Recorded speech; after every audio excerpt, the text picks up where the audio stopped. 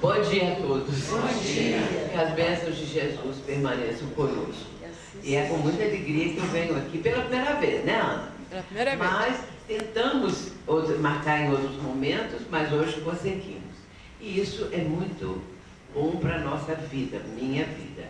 E ainda mais começando com essa mensagem do Chico, de Emmanuel, né, psicografada pelo Chico, que eu tenho como um roteiro na minha vida. E coincidentemente ele traz exatamente a mensagem que eu procuro sempre lembrar. Quando chega então na minha idade, já fazendo assim um retrospecto da vida, nós observamos quantos dias difíceis nós vencemos, não é? Então os que estão começando a vida hoje, futuramente, fazendo esse balanço moral, espiritual da própria vida, vai verificar quantos dias difíceis a pessoa conseguiu vencer. E é mesmo, porque a espiritualidade ajuda, nós sabemos que temos a proteção divina, temos esse amparo dos benfeitores espirituais, isso é muito importante. E o nosso tema cai muito bem dentro dessa perspectiva. Brilhe a vossa luz. Porque nós vamos comentar aqui essa passagem de Jesus, esse momento em que ele fala, vós sois a luz do mundo. Vamos ver o texto para termos uma noção mais precisa. Jesus vai dizer assim para os discípulos, vós sois a luz do mundo. Não se acende a candeia colocando-a debaixo do módio, mas sobre o candeeiro, e assim ilumina todos os que estão na casa. Assim, resplandeça a vossa luz diante dos homens, para que vejam vossas boas obras e glorifiquem vosso Pai que está nos céus. Isso está em Mateus no capítulo 5, porque é uma continuação das bem-aventuranças. As bem-aventuranças, elas vão do capítulo 5 de Mateus até o capítulo 7, que às vezes a pessoa pensa que é só aquele início com as 12 frases colocadas ali, mas na sequência Jesus vai dizer isso que está aqui. E Jesus, quando ele fala para os discípulos, ele fala para a humanidade de todos os tempos, porque a mensagem do Cristo é atemporal e não tem época, é para todas as épocas, para todo sempre. Portanto, quando ele fala, vós sois a luz do mundo, para nós também ele está falando. E nos está validando, ele está dando um valor muito grande às criaturas, porque todos nós podemos ser a luz, podemos vibrar em luz, emitir luz, que é o que nós vamos conversar nessa manhã. Então vamos ver inicialmente o seguinte. Emmanuel ele vai comentar uma outra passagem também importante, quando Jesus afirma, vós sois deuses. Vamos ver o que ele quer dizer. Em todo homem, diz Emmanuel, repousa a partícula da divindade do Criador, com a qual pode a criatura participar dos poderes da criação. O espírito encarnado ainda não ponderou devidamente o conjunto de possibilidades divinas guardadas em suas mãos, dons sagrados, tantas vezes convertidos em elementos de ruína e destruição. Os poucos que sabem crescer na sua divindade são cognominados santos e heróis, por sua condição espiritual, que todas as criaturas procurem desenvolver para o bem e para a luz a sua natureza divina. Esse texto está no livro O Consolador, que é um livro de Emmanuel, um livro maravilhoso, e na questão 302. Esse é um livro imperdível, é um livro de perguntas e respostas. E então é que essa pergunta aqui, vós sois deuses, essa afirmativa do Cristo, está na questão 302 desse livro Consolador. Mas é importante observarmos que Emmanuel está dizendo que em todas as criaturas existe uma partícula divina. É claro, porque nós fomos criados por Deus. E é preciso entender que nós temos o gene da divindade, que é também um outro texto de Emmanuel que nós estamos trazendo aqui agora, para nós termos essa noção da importância dos seres humanos. É que às vezes a gente olha, especialmente no momento atual, ou se fizermos também uma retrospectiva mental, lembrando dos tempos passados, vamos encontrar, tanto hoje quanto nos tempos anteriores, muita violência. Violência graçando em nível muito alto. Porque os crimes que aconteciam, por exemplo, na antiguidade, eram crimes que dizimavam, às vezes, 500 mil pessoas de uma vez só, numa guerra só. Então, era assim, 500, 600, 200 mil pessoas.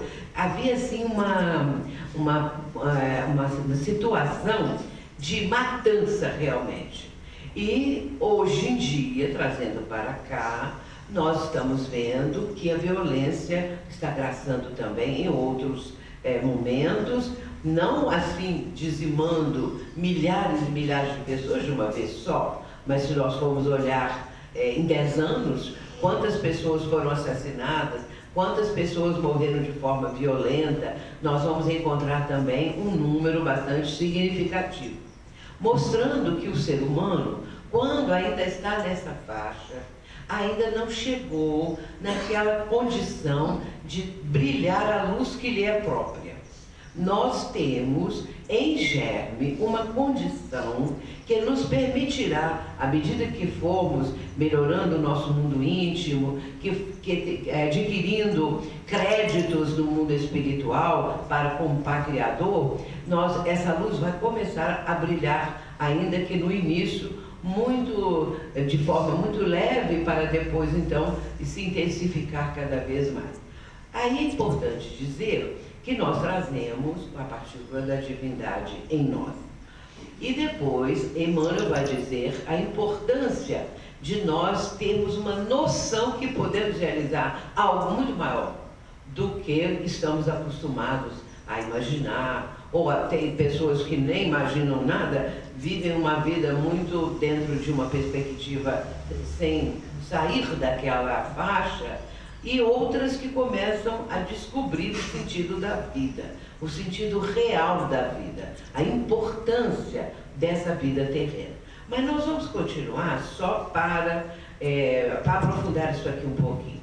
Mas aí ele ainda diz assim, que as pessoas que saem dessa rotina, desse nível, elas acabam sendo observadas, olhadas, respeitadas como santos ou heróis, porque adquiriram uma condição que lhes é própria e que fez com que se tornassem pessoas, vamos dizer assim, como exemplos para as outras criaturas, porque a condição espiritual dessas criaturas, ela predomina a partir dessas conquistas todas.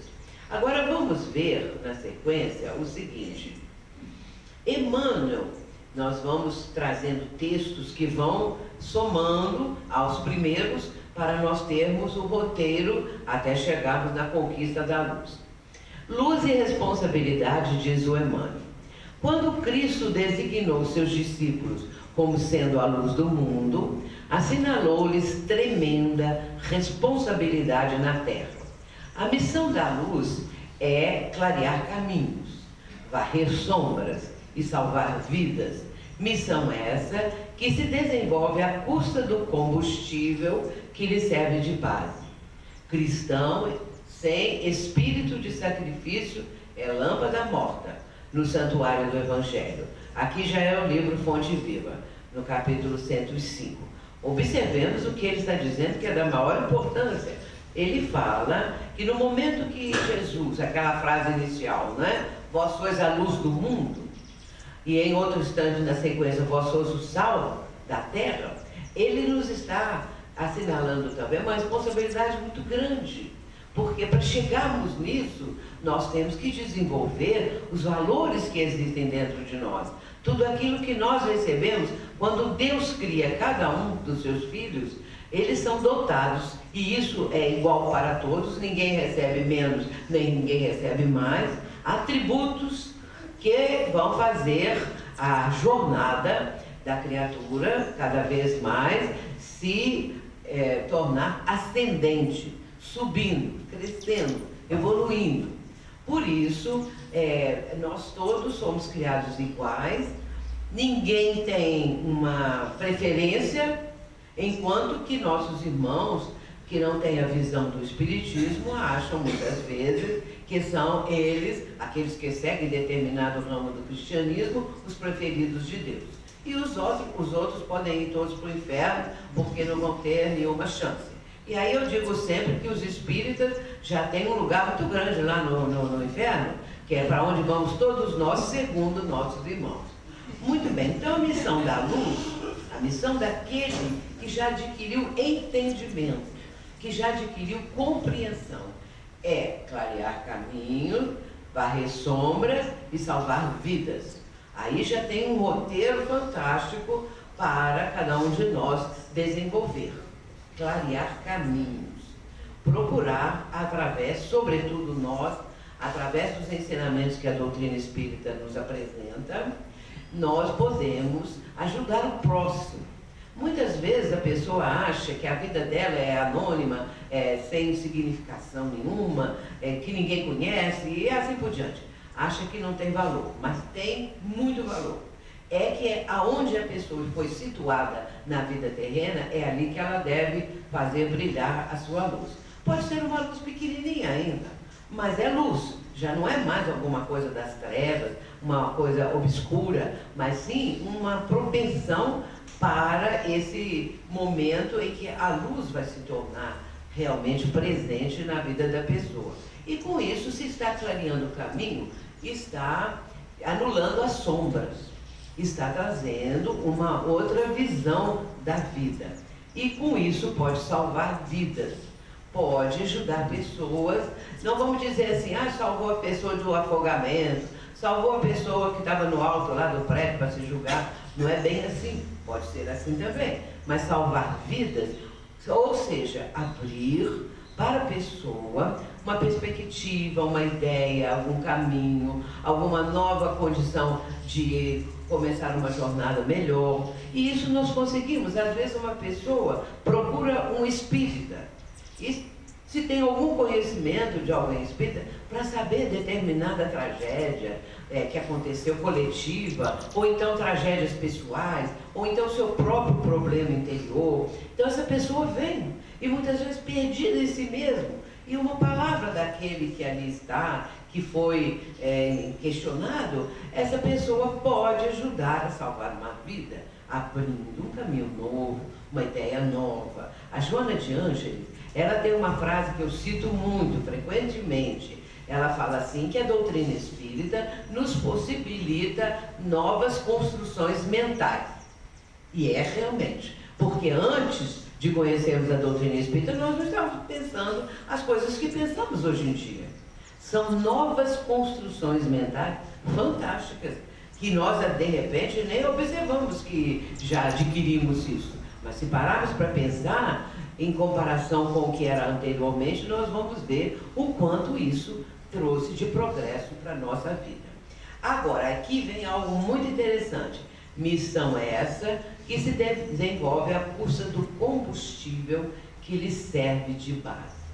Cristão sem espírito de sacrifício é lâmpada da morte. Eu ontem estava falando lá no GECAT, eu estava falando o seguinte, que, aliás, é uma frase de Emmanuel.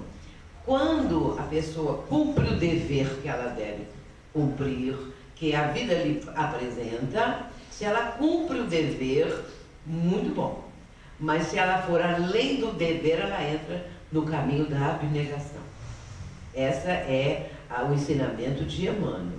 Você cumpre o seu dever, está muito bom. Mas se você fizer um pouco mais, você entra na abnegação. E nesse caso, o combustível é o processo de doação da pessoa. O processo de doar suas próprias energias, de doar aquilo que ela tem de melhor para ajudar o próximo. E nesse caso, ela está clareando, ela está trazendo novas perspectivas, ela está melhorando a visão da pessoa em relação à vida. O que acontece? Se ela se entrega a este caminho, ela pode, aos poucos, como uma como ele diz ali, não é? A custa do combustível, ou seja, a custa das energias, das forças. Se nós olharmos a vida desses que se doaram muito, nós vamos encontrar isso. Pessoas que se doaram tanto, não é?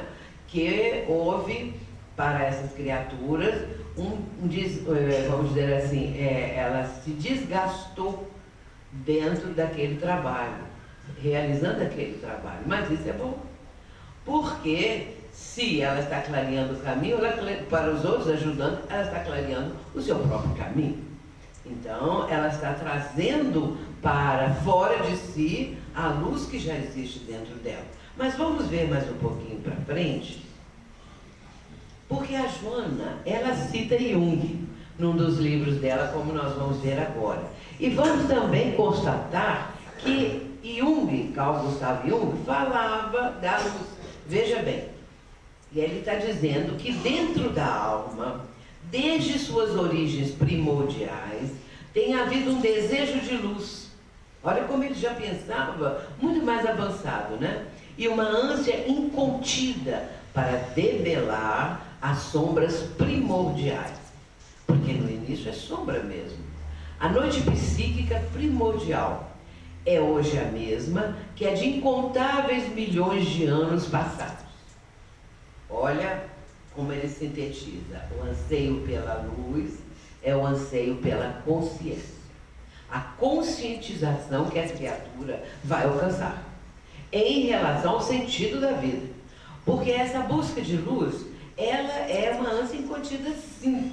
Porque nós fomos dotados com esses atributos, com essas condições que elevaria cada um de nós a emitir luz, a irradiar luz, a se tornar uma criatura que ajuda o próximo, iluminando também caminhos e tudo mais. Acho muito bonito que Jung foi muito mais espiritualizado, não é? Quanto mais nós estudamos alguma coisa dele, nós verificamos como a sua vivência e aquilo tudo que escreveu mostra essa condição mais ampla, mais profunda.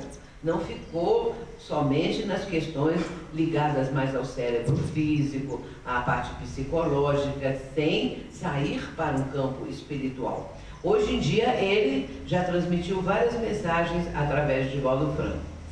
E temos livros de Divaldo que trazem mensagens de Jung, mas não assinou como Jung, mas vocês sabem, eu li aquilo e falei, isso aqui é Jung. Só pode ser, e Divaldo confirmou que é ele mesmo, né? Então, o anseio pela luz é o anseio pela consciência, o despertar da consciência. Nós temos uma consciência que, aos poucos, ela vai despertar. Quando o Pai do Céu nos criou, nós começamos lá, os homens e as mulheres da caverna. Nós fomos aqueles bonitinhos lá da caverna. Melhoramos, né, nos dias atuais, se compararmos lá naqueles tempos. Então, aquele homem e aquela mulher das cavernas, eles estavam no zero, aqui no plano terreno e também no plano consciencial, para começar a trajetória. E vai começar. E no ir e vir das reencarnações, esse ser vai adquirindo alguma lucidez, alguma visão mais ampla e assim sucessivamente. Isso tudo está no livro dela, Em Busca da Verdade, que é excelente. A Joana leciona da seguinte maneira: o fascículo de luz, emboscado na forma grotesca, vai se desenvolvendo e logrando aptidões, mediante as quais as várias formas se aprimoram, tornando-se mais complexas e mais perfeitas em um fenômeno progressivo de fatalidade biológica no rumo da grande luz. Fascículo, lembrando aqueles fascículos de, por exemplo, um escritor que escreve em fascículos, ou seja, em partes dividindo o tema, não é? Muitas vezes até os próprios jornaleiros, não é? Que têm as barracas para vender revista, jornal e tal, vendem os fascículos, mas também pode ser considerado feixe de luz, está emboscado na nossa forma grosseira.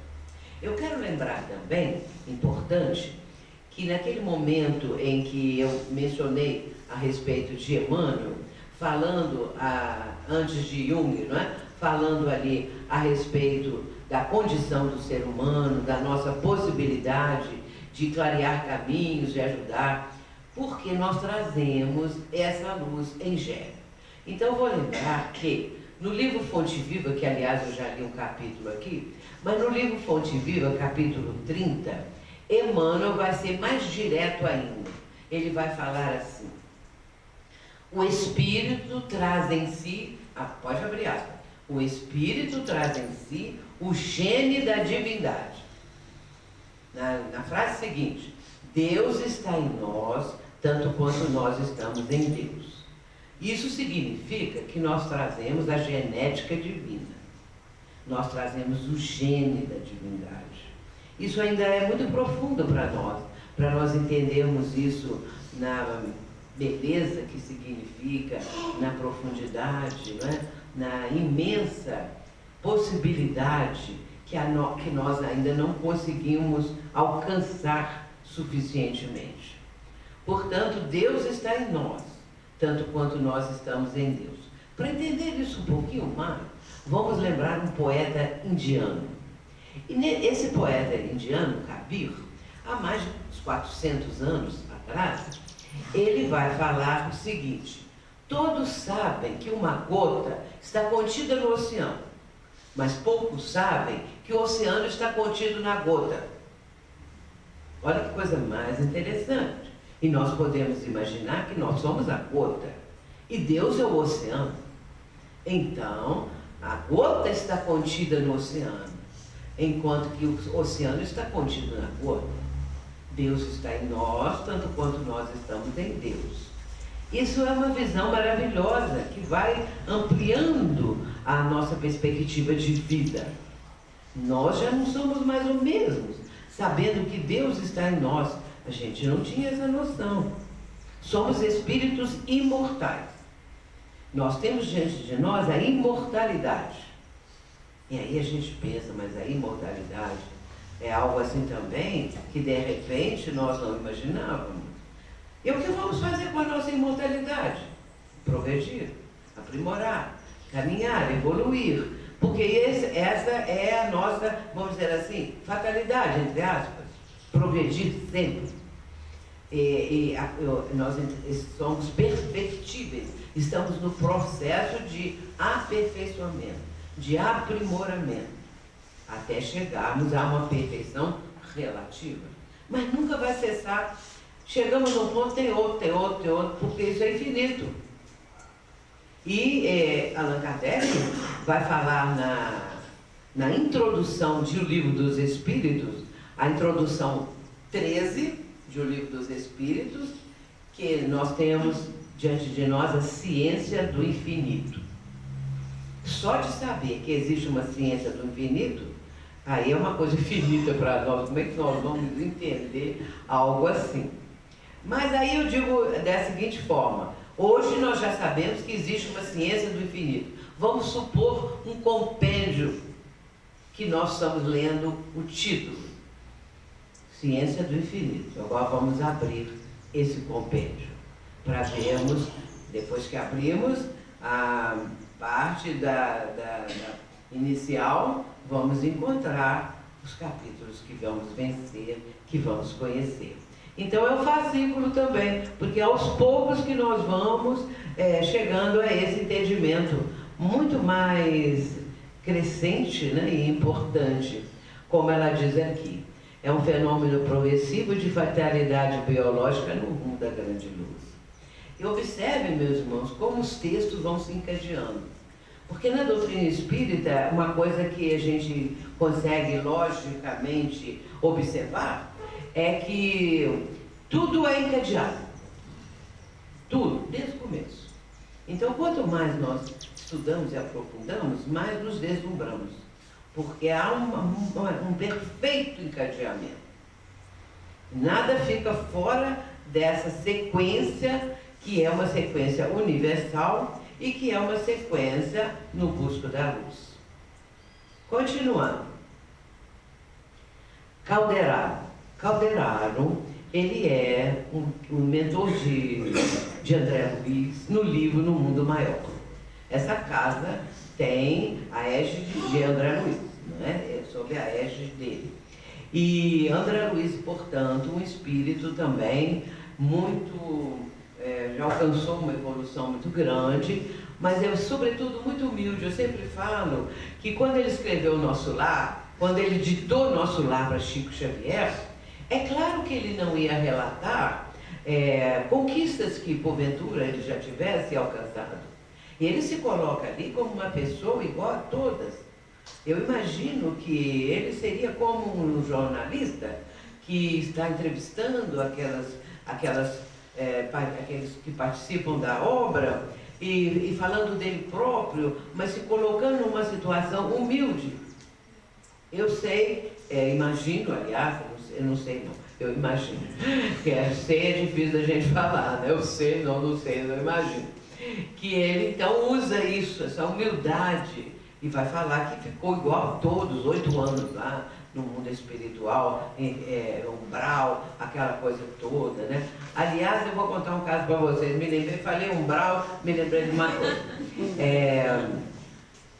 Quando passou o filme Nosso Lar, há uns 2 anos, né, ou mais, muitas pessoas foram assistir e tal, houve assim uma repercussão muito grande. E 2 senhoras me procuraram, foram conversar comigo e falaram assim, que elas eram católicas, mas que elas foram assistir o filme Nosso Lar, porque elas queriam ver como André Luiz, como o filme, não falou André Luiz, como o filme fala a respeito do mundo espiritual. Então elas quiseram assistir. E eu perguntei, gostaram? Ah, gostamos muito.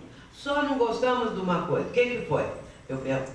Naquela lama lá do umbral, né? Aquela lama horrível, onde ficavam aquelas almas, eles falam em almas geralmente, né? Onde ficavam aquelas almas e tal. O próprio André Luiz também caiu na lama ali, uma coisa horrível.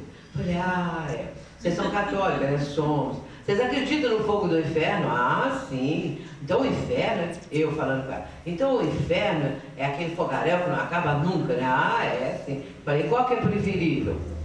O fogo do inferno ou a lama fresquinha do umbral? Aí eu acrescentei, porque aquela lama faz bem para a pele. Aí pronto, né? Elas ficaram sem saber o que falar, deram tchau. Porque na verdade a gente tem que pensar, não é? Acreditar que existe um lugar chamado inferno, que tem fogaréu eterno, e que Deus manda para lá os seus filhos sob o cuidado de Satanás, porque quem dirige o inferno é Satanás, ele preside o inferno.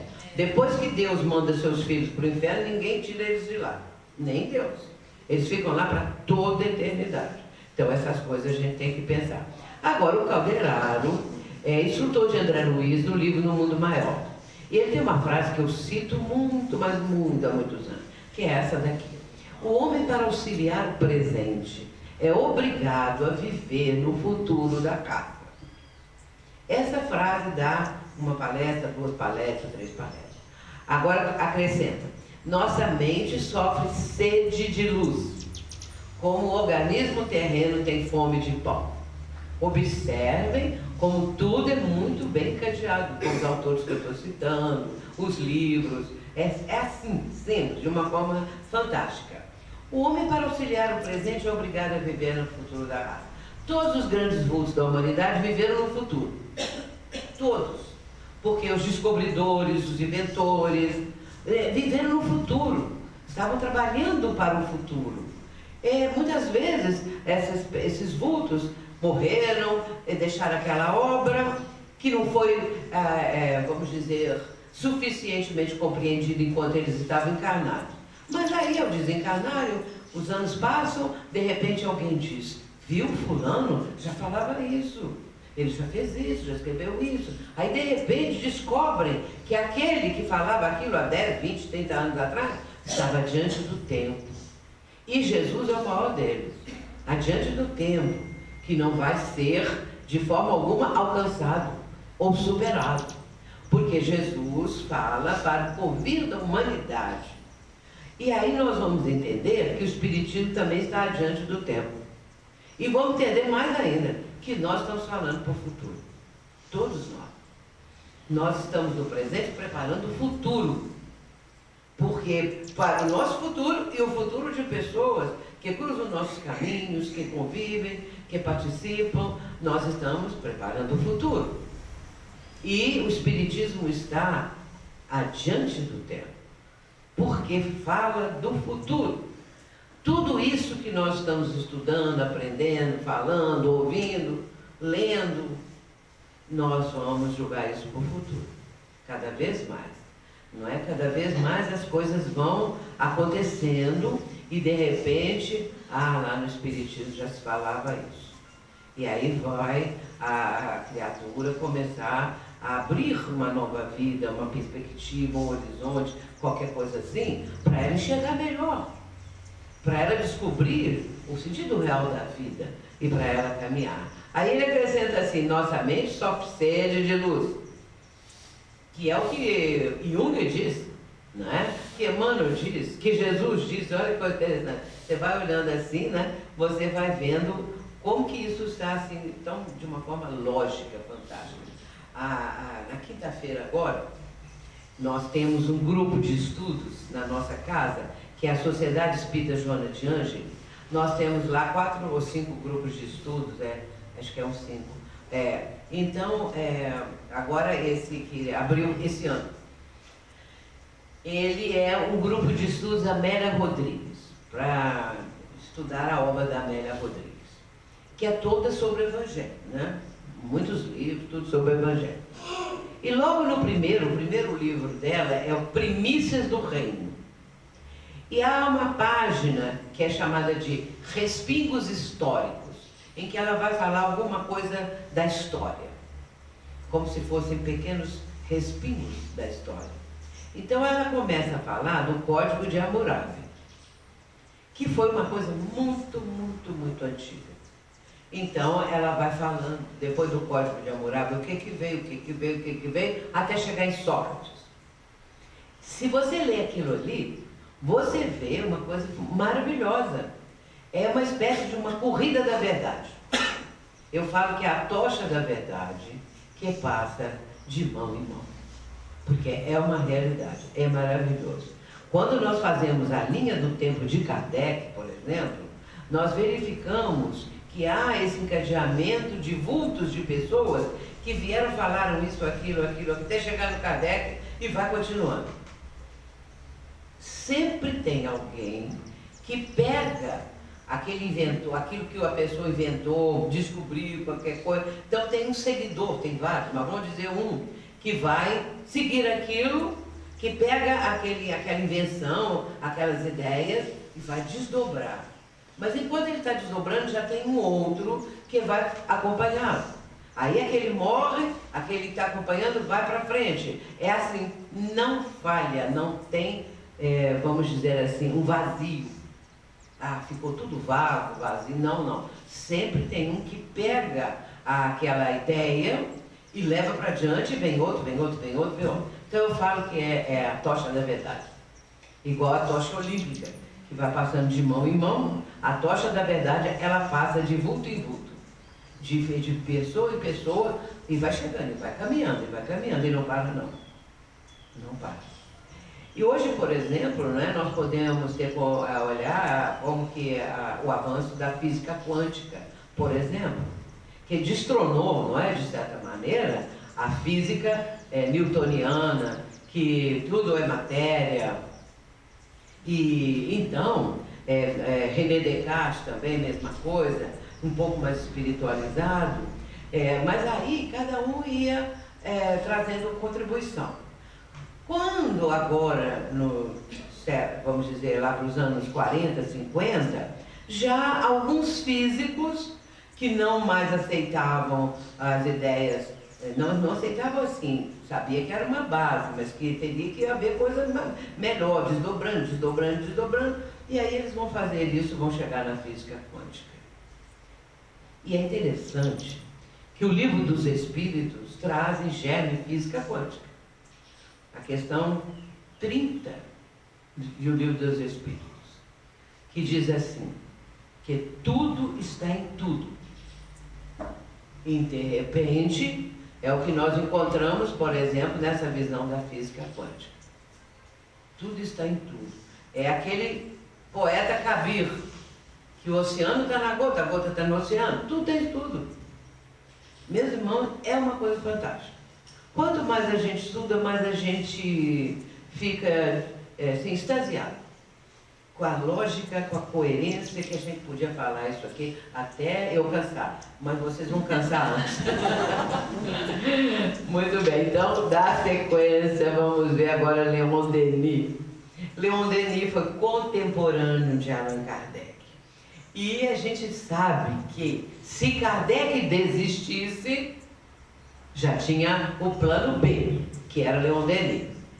Porque, no caso, o Espírito de Verdade vai falar com Kardec. Quando Kardec, aliás, ainda era professor Hipólito Leon Denis Rivaio. Quando o Espírito de Verdade vai falar com o professor Rivaio, a missão dele. E aí, ele vai dizer, o próprio Espírito de Verdade, que se ele falhasse, outro lhe tomaria o lugar. Porque a verdade não poderia ficar repousando ou fundamentada numa única cabeça.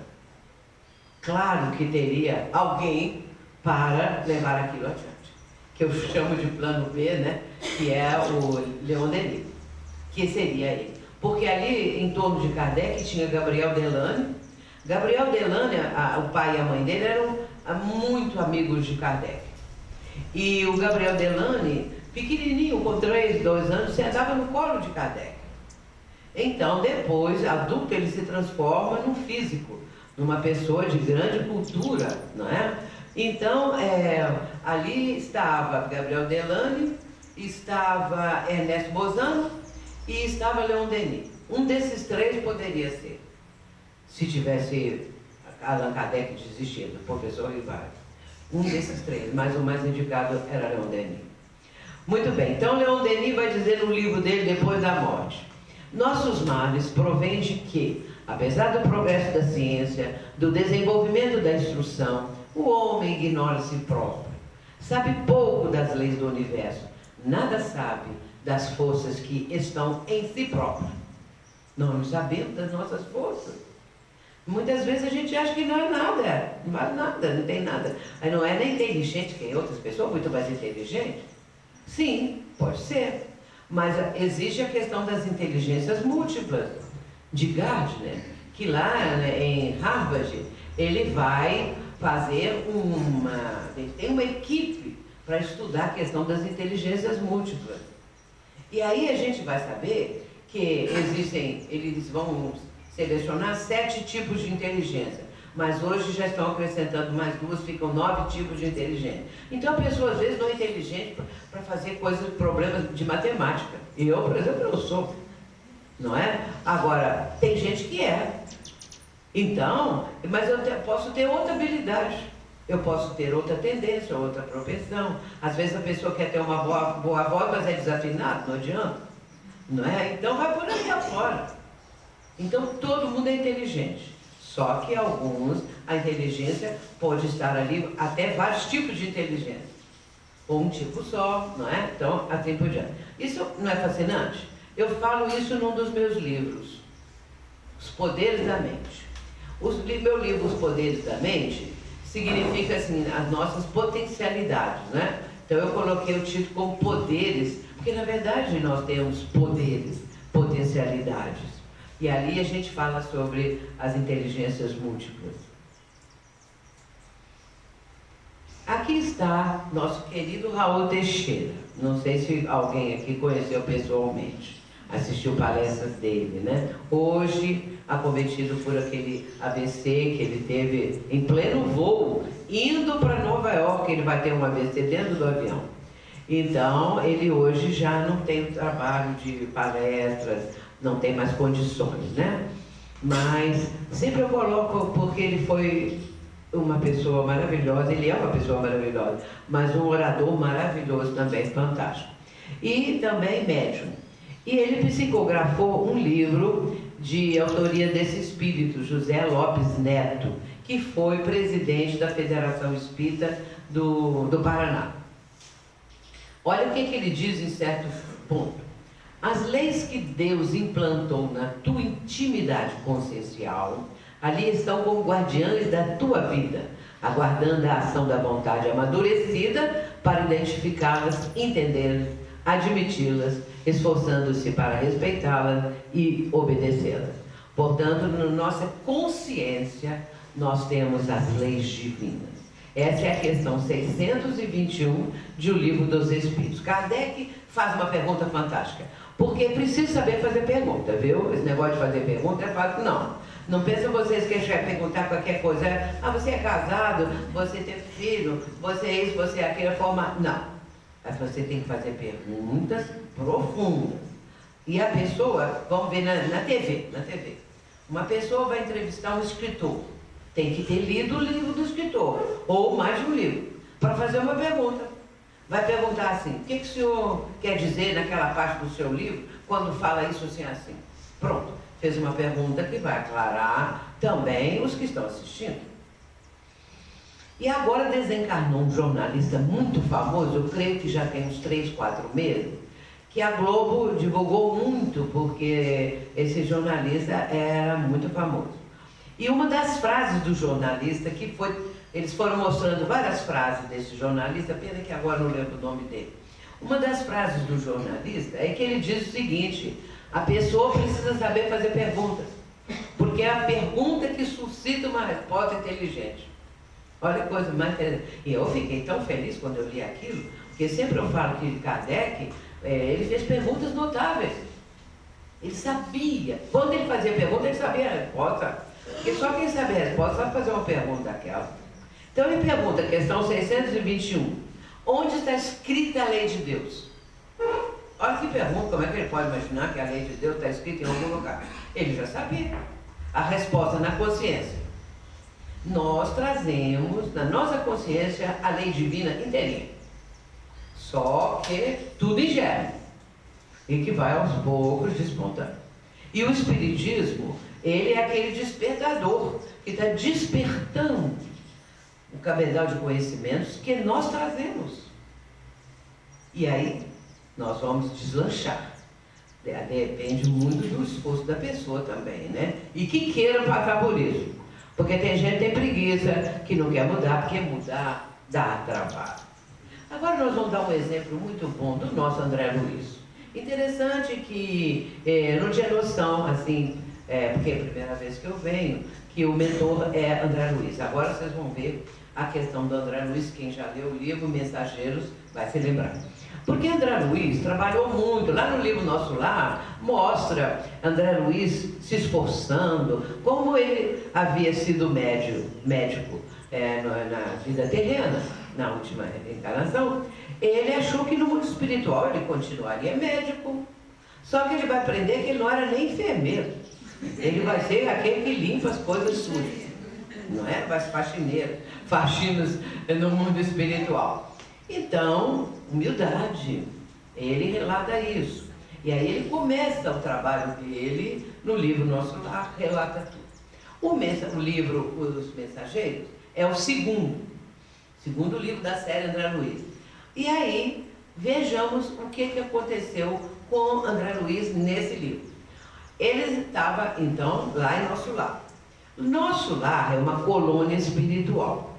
E no entorno de Nosso Lar, há uma luz que se irradia ali da própria condição daquele local, né? Dessa colônia. Mas André, com o amigo dele, Vicente, e o instrutor desse livro, que é o Aniceto, eles vão fazer uma visita a um poço de socorro, o poço de socorro de Campo da Paz. Nosso lar fica lá bem mais alto porque é um plano mais elevado. E o poço de socorro de Campo da Paz fica perto da crosta terrena. Ou seja, eles chamam de crosta, não é? Para a gente entender que é bem perto da parte material do nosso planeta, não é? Muito bem, então eles vão descer do plano mais elevado para um plano inferior. E eles saem de Nosso Lar, os três, e vão se afastando. Quanto mais eles se afastavam de Nosso Lar, mais escuro ficava a região. a região muito obscura, muito fechada. E tinha uma espécie de uma estrada, alguma coisa assim. Não me pergunte, porque eles também não dão explicação como que é essa tal dessa estrada. Eu não sei se é estrada de nuvens, isso é brincadeira minha. Eu não sei que estrada é essa, né? Então eles já vinham eles pela estrada. E a região ficou muito escura. E aí vamos ver o que aconteceu. Nessa hora, André Luiz percebeu que ele estava irradiando luz. Da região do plexo solar, aqui no peito, mais ou menos na região cardíaca, ele irradiava luz. Ele olhou para Vicente, o colega dele, o companheiro dele, também estava irradiando luz. Então vamos ver a emoção. Ele vai escrever da seguinte maneira, ele, André Luiz: neste momento, ó Deus de bondade, alguma coisa imprevista me felicitava o coração. Contratando as sombras, raios de luz desprendiam-se intensamente de nossos corpos. Extraordinária comoção apossou-se-me da alma. Vicente e eu ajoelhamo-nos a um só tempo, banhados em lágrimas, enviando ao Eterno os nossos profundos agradecimentos em votos de júbilo. Ele ficou emocionadíssimo. Como a região estava escura, ele pôde perceber isso, que ele irradiava luz, e o companheiro dele também. Deve ser muito emocionante essa luz do perispírito, que é o corpo fluídico do espírito. O perispírito, ele tem muitas propriedades, e uma das propriedades é a luminosidade. Por isso que a gente fala espíritos de luz, que são espíritos mais adiantados, não é? A gente já chama, todo mundo sabe, até no meio que não é espírita, espírito de adiantado, espírito de luz, porque eles são de luz mesmo, em torno dele, irradiando, então eles têm essa irradiação. Olha o que diz André Luiz, finalizando esse trechinho. Era a primeira vez que me vestia de luz, luz que se irradiava de todas as células do meu corpo espiritual, ou seja, perispírito. Porque o perispírito, ele tem os órgãos também, mas não as funções propriamente que temos na vida material, não é? Então, ele é composto assim, porque quando uma pessoa aqui da Terra, encarnada, diz assim: vi o espírito do meu pai, que já desencarnou, evidentemente. A pessoa fala assim: eu vi o espírito do meu pai. Na verdade, ela não viu o espírito, ela viu o perispírito. Porque o espírito, segundo diz o livro dos Espíritos, é uma chama. Como se fosse uma chama. É a inteligência. Que é a questão 76 do livro dos Espíritos. Quando Kardec pede a definição de espíritos. Quem são os espíritos? E a resposta: os espíritos são os seres inteligentes da criação. Então, todos os espíritos são seres inteligentes. O que é inteligência? A inteligência, ela não é consubstanciada numa figura, numa coisa qualquer. É como se fosse uma chama, um clarão, alguma coisa assim, que é a nossa inteligência, de todas as pessoas. Agora, mas o corpo perispirítico, ele tem, então, essas células, não é? Então, como tem também o corpo físico. Porque quando o espírito vai reencarnar, o perispírito vai passar para o corpo físico todas essas condições, não é? Então ali ele via o Vicente irradiando luz e ele próprio também. Mas o Aniceto, que estava com eles, vai dizer o seguinte, o instrutor espiritual, né? Ele falou também, ficou comovido. Muito bem, meus amigos, agradeçamos a Deus os dons de amor, sabedoria e misericórdia. Saibamos manifestar ao Pai o nosso reconhecimento. Quem não sabe agradecer, não sabe receber, e muito menos pedir. Isso é o capítulo 15 do livro Os Mensageiros. Não percam. Não sei se aqui tem grupo de estudo para estudar a obra de André Luiz. Então é muito importante. Começa lá com o nosso lá, vai indo, até chegar nos outros. De maneira, na nossa casa nós temos grupo de estudo André Luiz, grupo de estudo da codificação, grupo de estudo da série psicológica de Joana de Ângeles, grupo dos entes queridos e grupo agora de Amélia Rodrigues. São 5 grupos que nós temos no momento. O grupo dos entes queridos é o grupo de pessoas que tiveram uma desencarnação dos parentes mais recentemente, né? Muito bem, agora esse aqui é o nosso Givaldo, né? E Carlos Torres Pastorino, vocês já devem ter ouvido falar dele, mas sobretudo do livro dele, Minutos de Sabedoria. Quando ele estava aqui na Terra, ele escreveu esse livro, Minutos de Sabedoria, que é um best-seller que já vendeu milhões e milhões e milhões de exemplares. Então, ele já desencarnou há muito tempo, continua vendendo, porque foi o primeiro. Ainda quando ele fez esse livro, não existia, em nenhum lugar, não existia nenhum livro que era pequenininho, com pequenas mensagens de assuntos muito importantes para as criaturas. Então, ele fez o primeiro livro. Mas agora, no mundo espiritual, ele editou, Divaldo, um livro muito bom. Então, ele vai falar sobre a questão da iluminação interior. Aí ele diz assim: a iluminação é um processo interno que emerge do ser profundo para o exterior, facultando ao Cristo interno desenvolver todas as aptidões latentes de forma que se sobreponha aos subterrâneos da mente atual e das emoções, escalando-as e priorizando aquelas que facultam plenitude, conduzindo o ser às regiões ignotas de inefáveis alegrias e venturas. Portanto, ele está dizendo que é um processo interno, e ele já diz que nós temos como que um Cristo interno, ou seja, aquelas virtudes, aquelas condições espirituais elevadíssimas que Jesus, por ser o governador espiritual da Terra, apresenta, dizendo que um dia nós vamos chegar lá. Um dia nós vamos ser Cristo também. Pode ser, gente? Será que a gente consegue imaginar uma coisa dessa? Porque existem os espíritos que são os co-criadores de Deus. Então, eles não criam. Deus cria incessantemente. Esses espíritos co-criadores, eles vêm a ser, vamos dizer, vou falar uma aqui, não é uma heresia, mas é uma invenção minha. Eles são da equipe de Deus. A primeira equipe de Deus. Então, eles são chamados de co-criadores, e Jesus é um deles. Então, esses espíritos co-criadores, o que é que eles fazem? Por exemplo, o nosso planeta, ele foi criado sob a orientação de Jesus. Mas ele se desprendeu de uma nebulosa, né? de uma estrela, o Sol.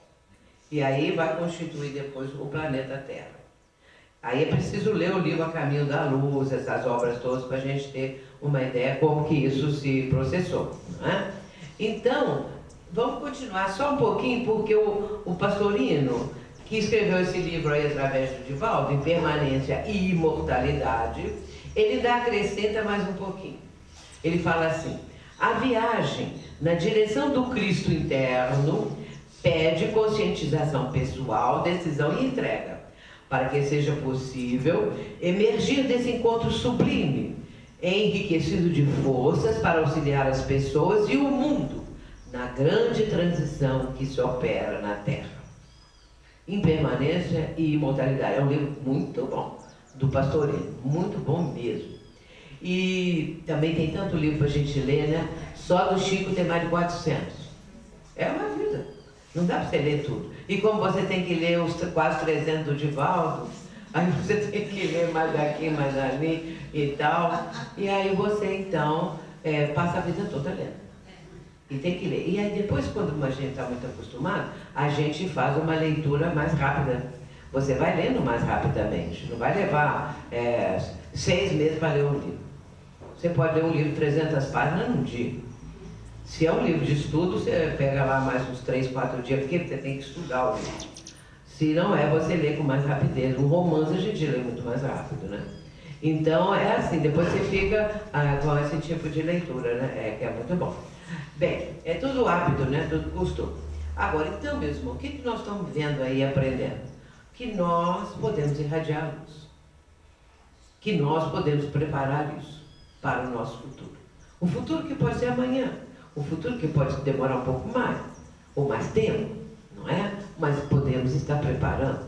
Para isso, é fazer o bem, é mudar todas as nossas condições que ainda percebemos quando fazemos uma viagem interna, quando buscamos a consciência de nós mesmos, né? Nos conscientizarmos.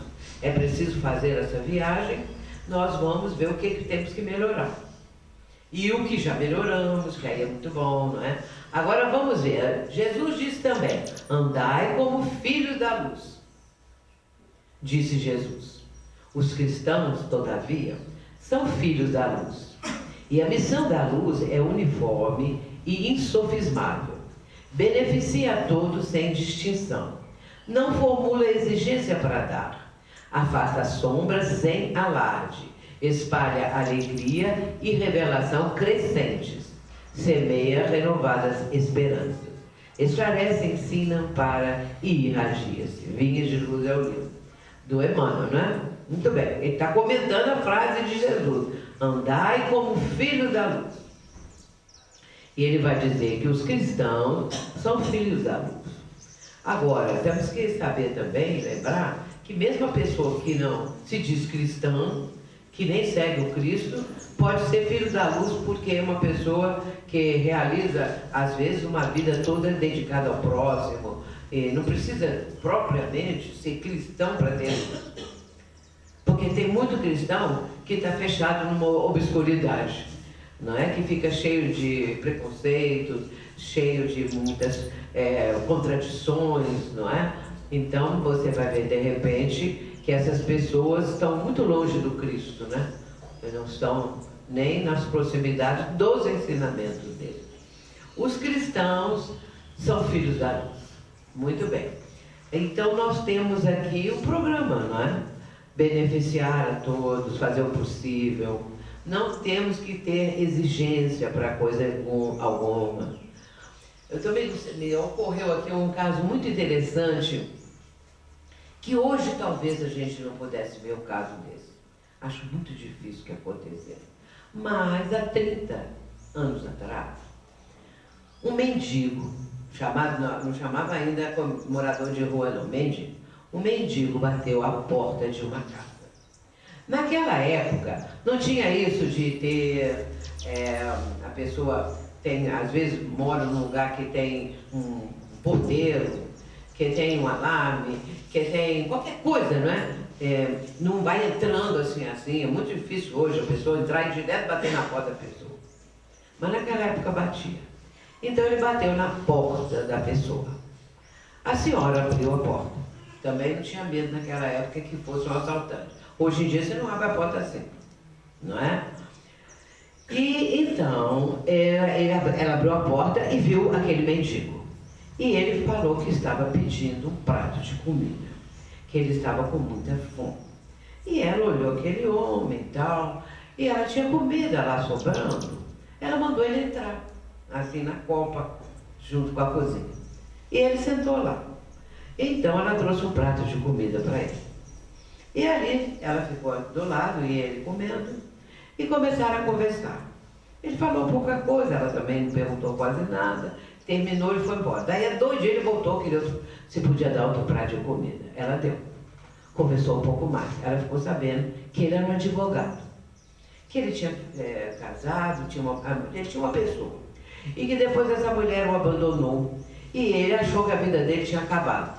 Então ele começou a consumir muito álcool, muitas drogas também, de uma outra forma. Então bebidas e drogas e tal, perdeu tudo que tinha e foi parar na rua. Era morador de rua. Para contar a história, ela casou com ele. Porque ele era um homem muito bom. Tinha uma família. E ela pesquisou. E eu conheço a família, é muito interessante, não é? São de Minas. E então ela casou com ele. E hoje eles têm um filho, o casal, né? Que ele tinha filhos e ela não tinha nenhum. Então, o casal casando com ele, ela tem um filho que hoje tem mais de 20 anos. Então, ele recuperou, fez tratamento, porque eu estava com a parte física muito comprometida e tal. Então, tratou-se, ela ajudou em tudo. Finalmente ficou bom, casou. Hoje eles estão casados há mais de 25 anos. Então, é um caso, assim, maravilhoso. Mas muito difícil de acontecer hoje em dia. Não é? Porque, por exemplo, se você tem que interfonar, ninguém vai abrindo assim, a porta para a pessoa entrar, você tem medo, não é? Então, mas naquela época a gente abria a porta. E porque tinha que ser, não é? Então eu conheço conheço essa senhora que casou com ele, eu conheço as irmãs dela, a família dela, não moram onde eu moro, mas é em Minas. E então a gente vê, não é, que aquilo foi assim meio que bem programado, porque foi a redenção dele. Vai pedir um prato de comida lá naquela casa, se ela falasse assim, agora não tenho nada, ele ia embora, poderia nunca mais voltar.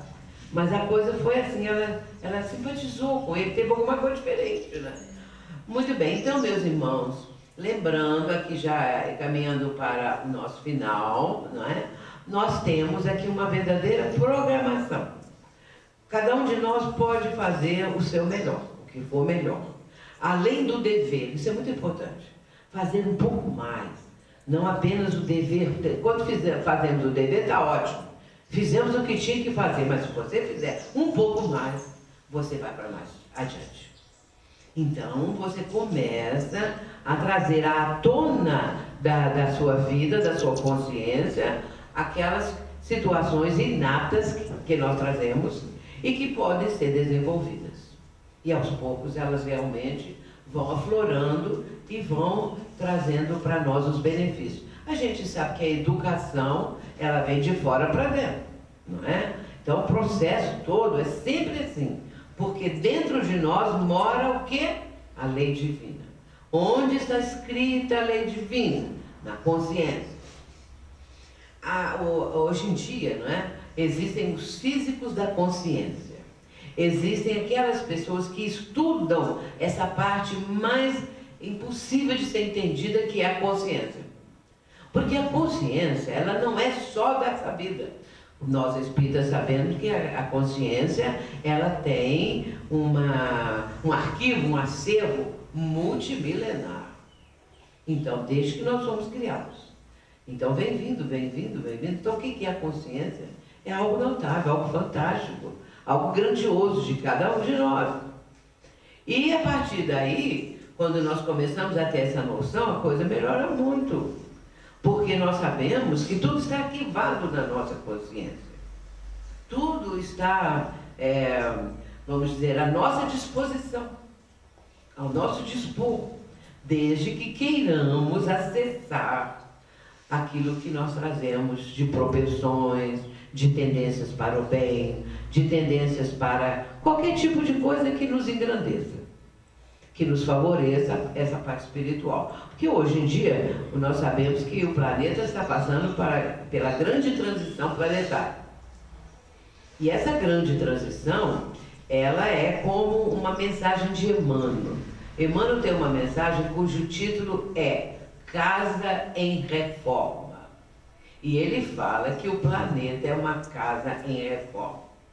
Que tudo está fora do lugar para consertar, para arrumar, para botar nos lugares. É muito interessante essa mensagem de Emmanuel. E ele está no livro Diálogo dos Vivos.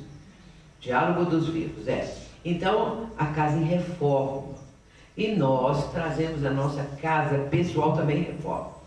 Que muita coisa a gente pode melhorar, pode ajustar, pode resolver, pode determinar um novo princípio ou um novo caminho, alguma coisa assim. E o Espiritismo, por excelência, não veio para a nossa vida por acaso, todos aqui sabemos disso. Veio porque tinha que ser, porque em determinado momento nós conhecemos a doutrina, através de uma pessoa, através de um livro, através de qualquer coisa. Na minha família, nós já estamos com meus bisnetos na 6ª geração de espíritos. Porque meus avós já eram espíritos, tanto do lado paterno quanto do lado materno. Mas não era só espírita de ficar dentro de casa, não. Espíritos trabalhavam. Então, quando aquele que seria o meu pai conheceu aquela que seria minha mãe, os dois já eram espíritas, de famílias espíritas. Então, foi sendo assim. Os meus bisnetos hoje são criados também no centro espírita. Então, já vem assim a geração toda na 6ª. E isso pode acontecer. Vamos dizer, uma pessoa não tem ninguém ainda na família, mas vai começar, não é? Então vai começar isso. Ontem eu falei também das dificuldades que nós temos na vida, as dificuldades da vida terrena, não é? E falei dos parentes difíceis, né, Ana? Eu gosto de falar dos parentes difíceis, porque sempre a gente tem um parente difícil na vida. Então, aquele parente difícil que cria problema, que é exigente, que é isso, que é aquilo. Agora, eu digo, quem não tem ainda parente difícil, pode esperar, porque ele vai chegar. O parente difícil, ele chega. É inevitável. Então, é aquele parente que cria casa em tudo. Não é? E às vezes, pois é, cada um pode fazer a sua revisão mental e ver qual é o meu parente difícil. Às vezes tem mais de um. Aí já é demais, um já chega. Tem mais de um, já é mais complicado, né? Agora, o que acontece? Você vai ter que conquistar um parente difícil. Porque você é espírita, você sabe, ele não sabe nada. Então, eu falo sempre assim, se for uma mulher, aquela que é a dona da casa, que é espírita e tal, ou alguém da casa, ela vai conquistar aquela parenta difícil. Mas como que ela faz isso? Não é? Então tem que começar com umas pequenas coisas. A criatura sai, vai à rua, a tal que já é espírita. E lembra assim, eu tenho que levar alguma coisa para ela, para fulano. Já sei, vou levar uns bombons. Aí pega, leva o bombom e entrega para ela. Olha, lembrei de você, e quando eu passei lá, comprei esse bombom, ela pode pensar assim, o que é que ela está querendo, né? Aí a coisa começa assim, depois no outro dia, outra coisa. Aí vai assim, se for homem, aí é assim, faz a comida que ele gosta. Então as coisas têm jeito, a gente tem que começar das pequenas coisas. E isso dá certo, viu? Dá certo. Só que o parente difícil, ele vai melhorando, vai ver que tem uma certa simpatia, porque muitas vezes tem um espírito obsessor, que joga o parente contra o outro, para poder causar confusão. Isso é muito comum de acontecer. E se, por exemplo, o obsessor quer atingir alguém da família, mas essa pessoa ele não consegue alcançar, porque a pessoa está sempre com a mente mais voltada para as coisas melhores, para o bem, para a paz. E o que ele faz? Ele vai num parente, para fazer esse parente ficar um parente insuportável, para atrapalhar a vida daquela que ele quer alcançar. Então, muitas vezes, pode ser esse parente que está lá, que veio de um jeito ou de outro, né? Então, aí a gente vê as estratégias também dos nossos irmãos que querem cobrar alguma coisa do passado. A Joana de Ângeles, ela fala sobre isso, não é? Da pessoa problema, que é julgada na vida de uma outra que não tinha problema nenhum, não é? Até então. Aí vem aquela pessoa problema, que é para poder causar tumulto e criar dificuldades. Por isso, nós espíritas, não é? Nós temos que pensar no espiritismo. Pensar no espiritismo. É isso que nós estamos fazendo hoje. Que fazemos nas palestras, que fazemos... Porque não basta só ler ou ouvir, nós temos que pensar o que está sendo transmitido. E depois pensar como espírita na vida. Porque às vezes a pessoa fala, sou espírita, lê muito, toma passe, ou até dá passe, o quê? Mas quando passa um revés na vida, não age como espírito.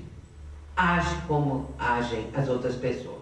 Então vai engrossar aquele grupo que já tem uma forma de atitude, de ação, e ela esquece que ela já tem conhecimento muito maior do que as outras pessoas.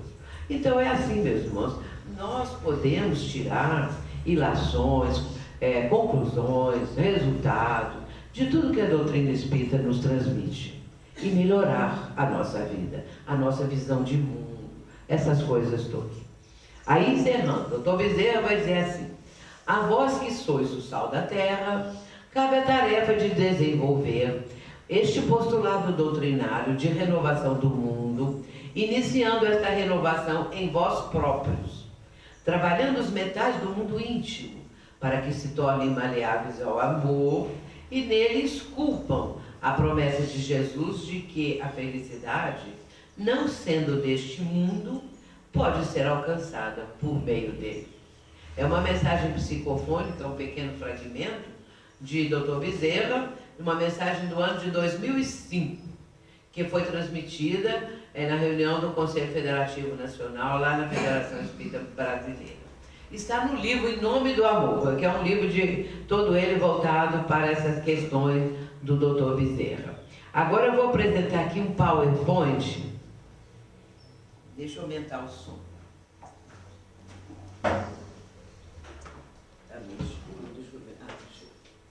Pronto, já aumentei. Tem cabo de som? Tem. Ah, então eu vou tirar o meu som, porque senão vai ficar dois sons. Peraí. Já vi. Cadê o negócio? Então pode colocar. É aqui, ó. Aqui. É um desses lugares mesmo.